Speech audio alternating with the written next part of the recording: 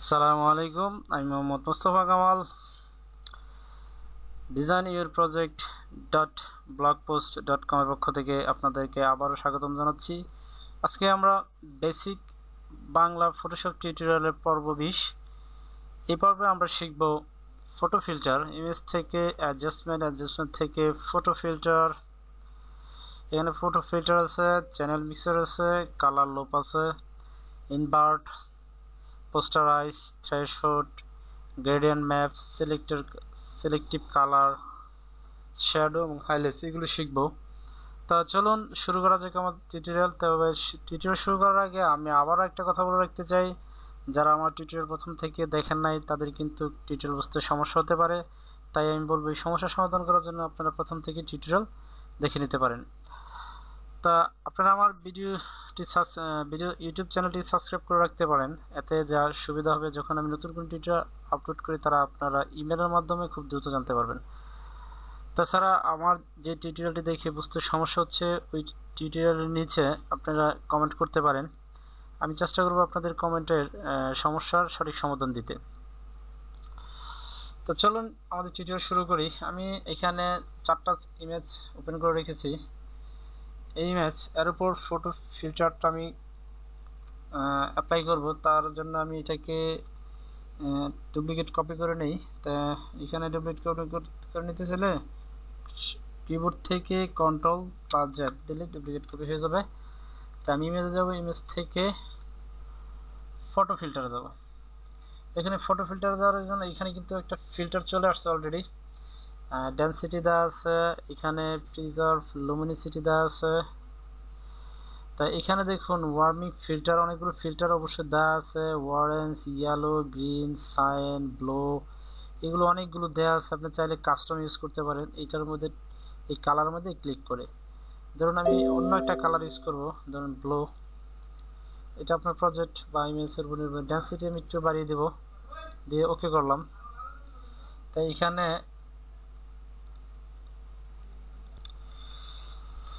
তো আমরা ফটো ফিল্টারের কাজ দেখতেছিলাম।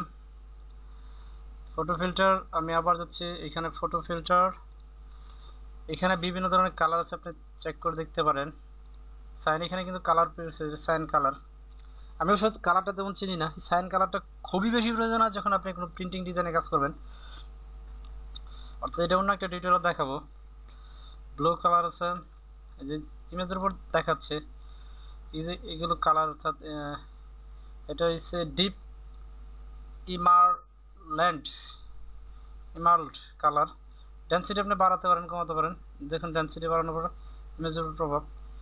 তো এটা হচ্ছে ফটো ফিল্টারের কাজ। আপনি যদি চান যে না এই কালারগুলো আমি ইউজ করবেন, নতুন একটা কালার নিজের থেকে ইউজ করবেন, ধরুন আমি এই লাল কালারটাই নিলাম। হ্যাঁ, এই দেখুন ইমেজের উপর প্রভাব। অর্থাৎ আপনি আপনার ইচ্ছা মতো কাজ করার জন্য ফটো ফিল্টার ইউজ করতে পারেন। দিয়ে ওকে, অর্থাৎ আগের ইমেজটা যদি দেখি, আগের ইমেজ এই, বর্তমান ইমেজ এই, অর্থাৎ খুব বেশি সুন্দর হয়ে গেছে, খুব লাল। এটা হচ্ছে ফটো ফিল্টারের কাজ। তা আমি এটা সিলেক্ট রাখা অবস্থায় এটা একটা কপি নিলাম, Ctrl+Z চেপে। তা এখন অ্যাডজাস্টমেন্টের আরও কাজ আছে, সেগুলো হচ্ছে কালার মিক্সার। আপনি চাচ্ছেন যে এই ইমেজের একটা কালার মিক্সার করতে, চ্যানেল মিক্সার। এখানে উপরেগুলো বর্ণনা দেওয়ার প্রয়োজন। এখানে ডিফল্ট আকারে কিছু দেওয়া আছে, ব্ল্যাক অ্যান্ড হোয়াইট ইন্টারফেস, অর্থাৎ ব্ল্যাক অ্যান্ড হোয়াইট কেমন দেখা যাবে। তারপরে দেওয়া আছে এগুলো ব্ল্যাক অ্যান্ড হোয়াইট, এরকম কিছু দেওয়া আছে। তা আমি যেটা পছন্দ সেটা হচ্ছে কাস্টম। এখানে গ্রে দেওয়া আছে। আপনি যখন এই কাস্টমগুলো কাজ করবেন, দেখুন রেড কালারটা খুব দ্রুত পরিবর্তন হচ্ছে।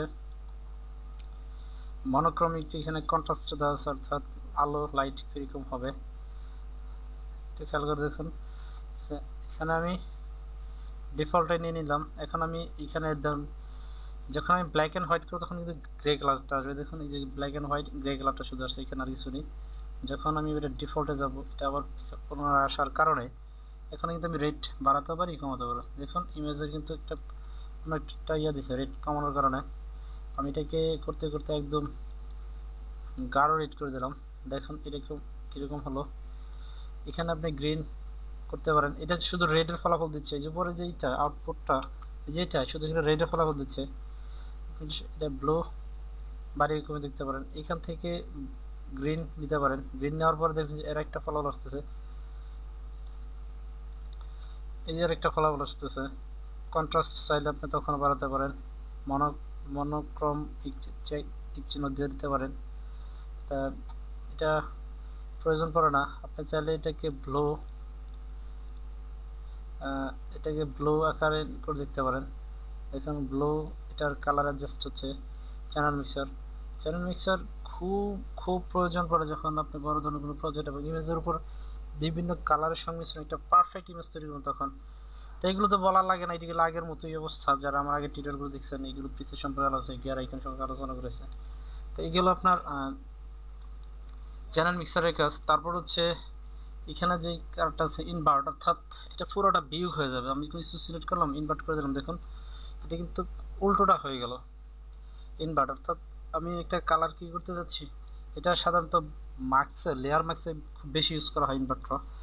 তা এটা হচ্ছে ইনভার্টের কাজ। তা এখানে তারপর হচ্ছে আপনার পোস্টারাইজটা ফটোশপ CS5 থেকে মনে হয় আছে, তার আগের ইয়েতে আছে কিনা আমি সঠিক জানি না।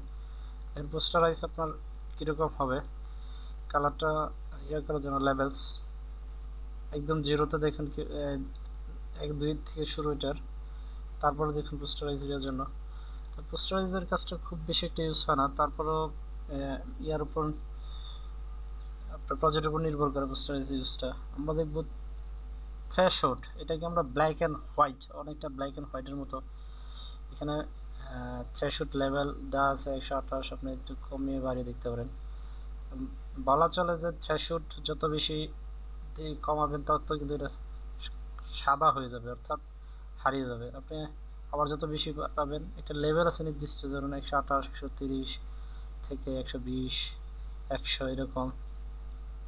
এটা হচ্ছে থ্রেশহোল্ড, অর্থাৎ সাদা কালো। এটা প্রিন্টিং ক্ষেত্রে খুব ইউজ হয়। তাই এটা যখন প্রিন্টিং ক্ষেত্রে কাজ করবো তখন আমরা ইউজ করব, ব্যবহার করব, এবং এটা তখন আবার আলোচনা হবে।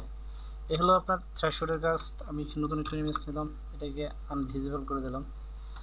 তারপর আমি ইমেজ থেকে এখানে যাব, এখানে যেটা গ্রেডিয়েন্ট ম্যাপ আলোচনা করেছে, দেখুন গ্রেডিয়েন্ট ম্যাপ। এখানে এই যে এখানে দেখুন দুটো কালার, আমি আবার বলতেছি এটা কিন্তু ব্যাকগ্রাউন্ড আর ফোরগ্রাউন্ডের কালারের সংমিশ্রণ পেয়েছে। যে এই কালারটা নিচেরটা গ্রে কালার আছে, ওপরটা সাদা কালার আছে, ফোরগ্রাউন্ডটা সাদা। এখানে চাইলে আমি কিন্তু বিভিন্ন কালার দিতে পারি। দেখুন গ্রেডিয়েন্ট ম্যাপ, আমি চাইলে কিন্তু বিভিন্ন কালার বানাতেও পারি। এখানে আমি চাইলে এই কালারটা দিলাম, সাথে সাদা কালারটা ইউজ করলাম। অর্থাৎ এখানে নিচে কিন্তু অনেক ইয়ে আছে, এখানে সলিড আছে, নয়েজ আছে। আপনার ইচ্ছা মতো আপনি ইয়ে করতে পারেন, র্যান্ডম দিয়ে দেখতে পারেন। রাউন্ডনেস 50 আছে, আপনি কমিয়ে বাড়িয়ে দেখতে পারেন। এটা আপনার প্রজেক্টের উপর নির্ভর করবে গ্রেডিং কীরকম করবেন। সলিডই নিলাম আমি এখানে। এই যে কালার লোকেশন, কালার, এটা যে কালারটা সিলেক্ট আছে বিদায় এই যে কালারটা দেখাচ্ছে। আমি যদি এটাকে লাল দিই, লাল দেখাচ্ছে। তো হচ্ছে গ্রেডিয়েন্ট কাজ। গ্রেডিয়েন্টের কাজ আমরা লেয়ার স্টাইল থেকেও দেখব, তাই এটা আর দেখা যাচ্ছে না। তো এটা আমি আন্ডু করে বেরিয়ে আসলাম, Ctrl Z চেপে।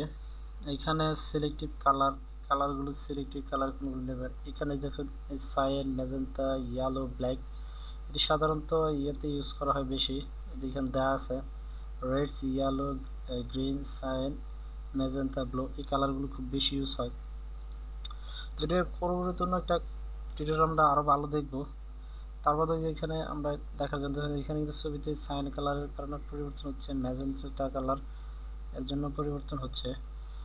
দেখুন ইমেজের ইয়েছে ইয়েলো কালারটা যদি আমি বাড়াই কমাই দিই, মাইনাসে নিয়ে গেলাম, অর্থাৎ দেখুন ব্ল্যাক কালারটা দেখুন। অর্থাৎ ইমেজটাকে স্মুথ এবং ইয়ে করার জন্য এখানে ডিফল্ট আকার নিলে আগের কালারটা চলে আসবে, কাস্টম নিলে আবার কাস্টমাইজ করতে হবে। এটা হচ্ছে ইয়েলো কালারের, দেখুন ইয়েলো কালার, এটা কিন্তু ইয়েলো কালারের ইয়ে পাচ্ছে। এটা যদি আমি সাইন দিই তাহলে এটা কিন্তু সাইন কালার ইয়ে পাবে। ম্যাজেন্টা এইভাবে করতে পারেন, আবার এইভাবে করে নিতে পারেন। সেটা হচ্ছে আপনার ব্যক্তিগত বা প্রজেক্টের উপর নির্ভর করবে।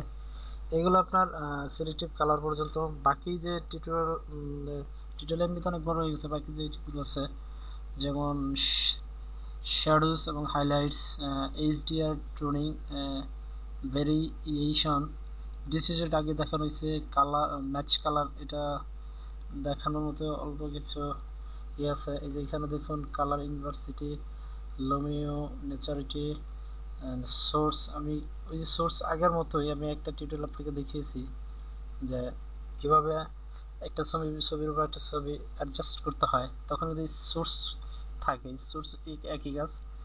এখানে আপনার লো স্ট্যাটিস্টিক, সেভ স্ট্যাটিস্টিক করতে পারেন। এখানে কালার দেখুন, আমি যখন কালার ইয়ে করতেছি, কালার ইনসেন্টিভ করতেছি, দেখুন এটা কিন্তু একদম সাদা কালো হচ্ছে না, ইয়ে হচ্ছে না। লুমিনিয়ান্স যখন আমি বাড়াচ্ছি, দেখুন এটা কিন্তু লাইট দিচ্ছে। তো এগুলো আপনার প্রজেক্টের উপর নির্ভর করবে যে এই লুমিনিসিটি আবার এগুলো কতটুকু ডার্ক করা লাগে এগুলো ইউজ করার জন্য। আমি এই ইমেজটাকে এখন একটু ইয়ে করে এক্সপোজ করে দেখাই। এক্সপোজ যদি আপনাদের আগে বুঝতে সমস্যা থাকে, ধরুন আমি এটাকে এক্সপোজ করবো, অর্থাৎ লাইট দেবো। দেখুন এই যে অন্ধকার থেকে আলোতে নিয়ে আসা হচ্ছে।